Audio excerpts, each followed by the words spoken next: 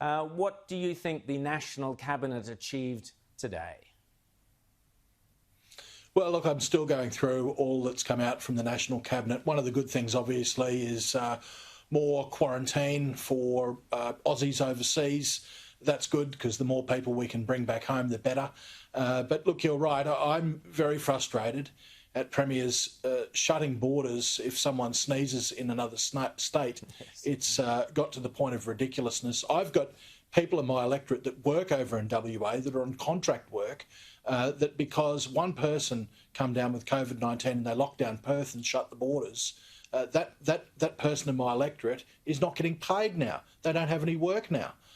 So it's got to that point, and you got PALASCZUK today, Rowan, telling New South Welshmen through their Premier that if you don't like Queensland's policies, that don't come to Queensland. Well, that's actually, great George, news for our tourism industry, isn't it? Exactly. I'll play that for our viewers right now. Everyone from New South Wales is welcome to come here, but you know, Gladys used to go to Palm Cove, I hear, but I don't know, maybe if she's going to criticise Queensland, don't come to Queensland. Yeah, George, it's not exactly perfect one day, beautiful the next, is it?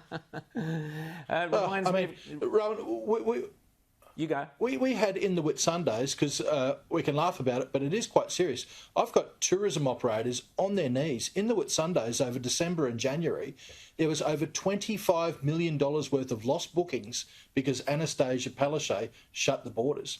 Those people in the Whitsundays are criticising her policies. Does she want them to leave the state? In fact, we had about 1.5 million people criticise the policies of the Palaszczuk government at the last election. Does she want them to leave the state?